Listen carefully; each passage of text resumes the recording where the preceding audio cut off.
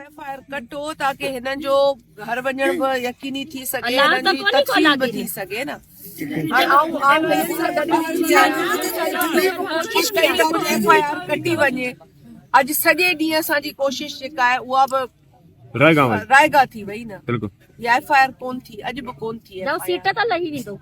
त हाणे आऊं त सम्झां थी त मसइले जो हाणे असांजा शहीद जेके हिते रहंदा मूं त हिननि खे सम्झायो पए त या त तक़सीम करे छॾियो, पोइ एफआईआर ते बि ज़ोर था भरूं, पर हिननि जी इहा शर्त आहे। हाणे आऊं छा करियां?